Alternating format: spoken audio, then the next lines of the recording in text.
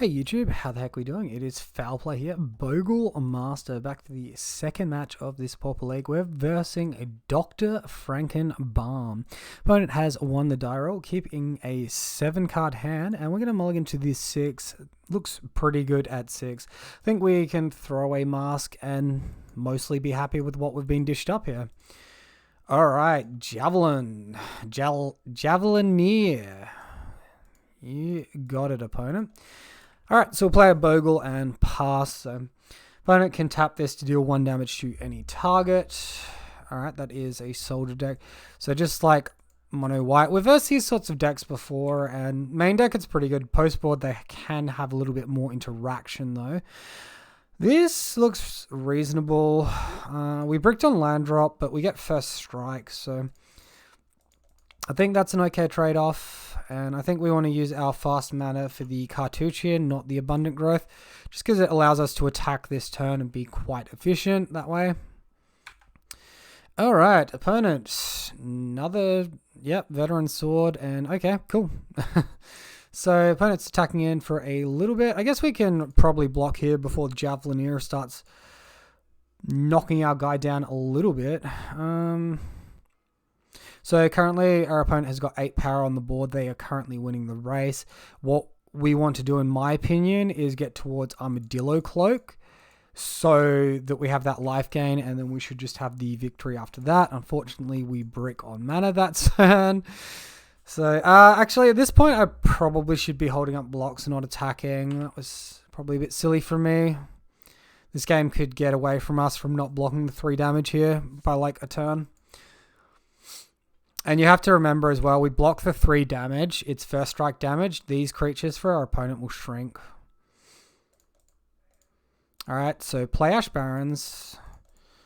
Abundant growth on Ash Barrens. Find a Bogle. Yeah, cool. Alright, so we do have next turn Armadillo Cloak ready and raring to go. We just hold up 2 chump blockers. Hopefully they don't have anything to give protection from green to their board. Alright, opponent with another veteran swordsmith. And sending him with the whole team except for this veteran swordsmith. So that's kind of smart from our opponent.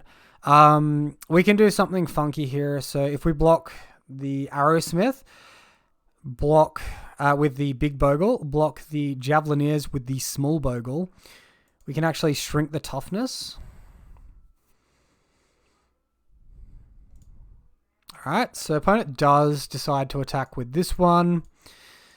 I guess at that point it's just worth blocking like this. That'll shrink the damage down to 2, 5, 6, 7. So that should be fine.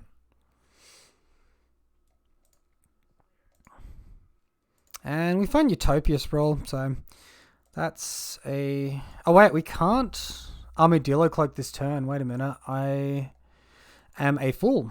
Okay, I think we just lose now. I don't think we had a play around that though, unfortunately. So maybe we try to flip Abundant Growth into Ethereal Armor and hope that's enough power to attack, but just a little bit off the beat. So opponent takes game 1. Again, that attack I made on our turn 3 was a mistake because we could have blocked a creature and we could have effectively saved like 6 life and been in a much better spot. So I do expect enchantment interaction from our opponent post board. There's also potential for, I believe it's called Prismatic Ending, which will fog the damage that we deal to them, but not the other way around.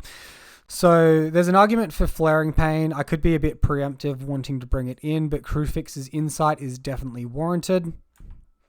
A reminder as well, guys, if you do find this video entertaining or informative and want to help support the channel, please consider subscribing. So I think Ancestral Mask is maybe just a touch slow, so we'll look to minus a couple of those out. So after Mask, I mean, I like our cuts a little bit less. Maybe it's just 1 Lotus Petal, and we'll just have the 1 of Flaring Pain, just on the off chance. Alright, so we've got a no creature hand. We have to mulligan. No land hand, have to mulligan. So opponent keeps a 6 here, or opponent has mulling to 6. Yep, they keep their 6. We'll keep this one. We'll ditch 1, and I think Sentinel's Eyes is very valuable here, getting that vigilance stat. So we'll use Abundant Growth to help look for that first strike. At which point we should be in a much stronger spot. So Thrabian Inspector from the opponent. We find Ash Barrens, exactly what we did not want to see.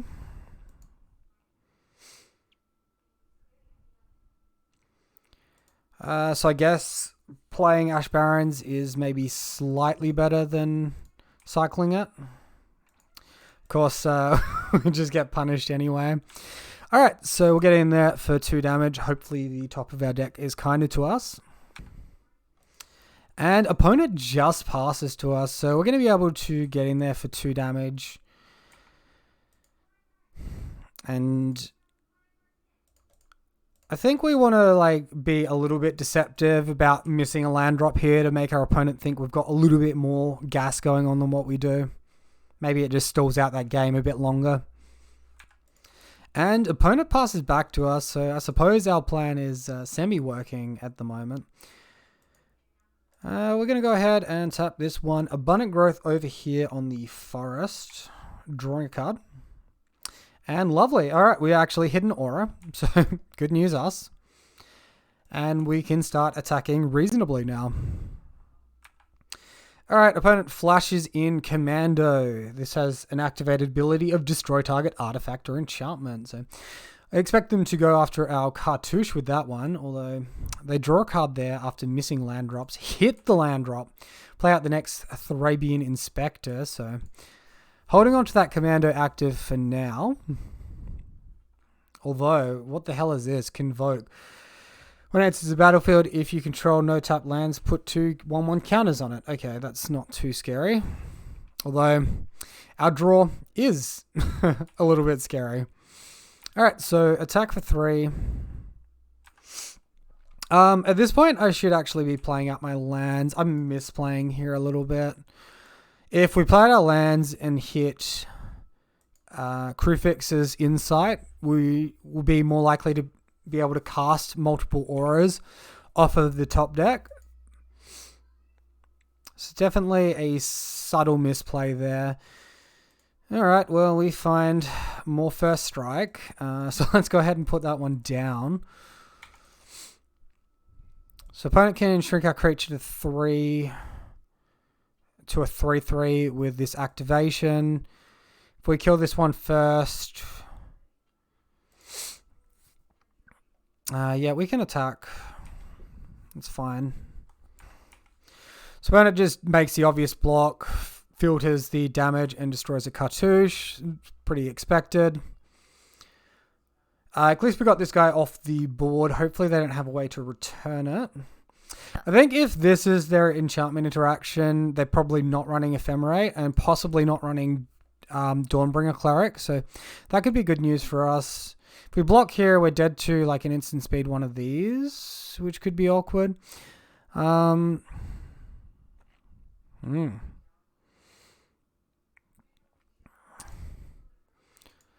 don't know. Let's throw a warrior token here, I suppose. It could be a bigger attack later, so it might be a better idea to hold on to those warrior tokens.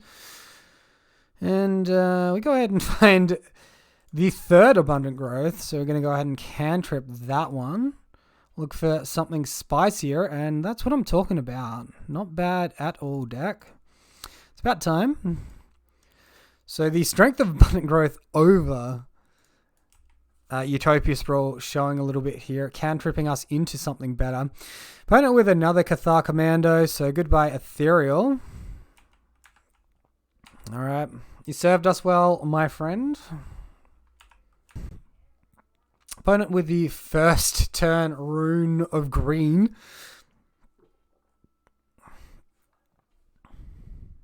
So the next time a green source of your choice would deal damage to you this turn, prevent that damage.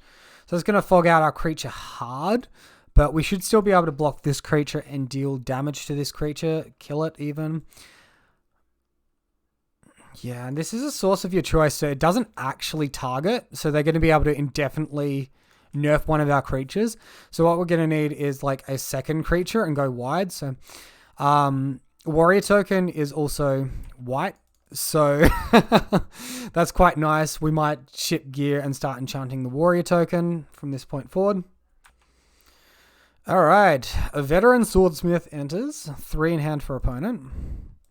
And they just pass back to us, and well, this is an uneventful one. Let's pass back to them. End of turn. Opponent cycles the secluded step, drawing a card. Another veteran armorer. Okay, Thrabian inspector, 2 in hand, gets the clue. And now they get to attack with these Thrabian inspectors. So, I guess we can kill one reasonably free here. And our scout dies, but our Bogle will live. So just help control the board state a little bit this way.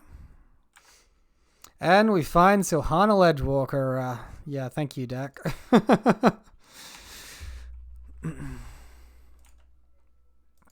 Opponent saving time and chucking that effect on the Bogle pre-combat first main.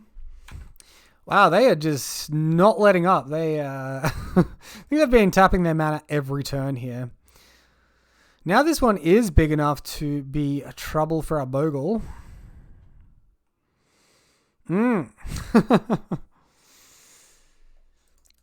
Well, if we reset our Sentinels onto our Warrior token, that could get us a little bit closer to winning, actually.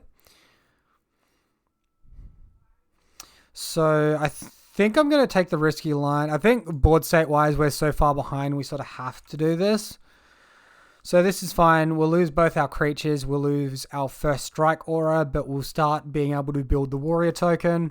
And opponent will lose damage from their board state a little bit. All right, search party captain costs 1 less for each creature you attacked with this turn. Which is the battlefield, draw a card. So naturally, we just completely flooded out and just lost the game. So that's a bit of an embarrassing one, guys. Sorry that we couldn't roll a more reasonable number of auras off the top there. Thank you all very much for watching. I do hope you enjoyed the video. If you did, please consider liking, commenting, and subscribing down below to help support the channel. Till next time, guys, have a great day.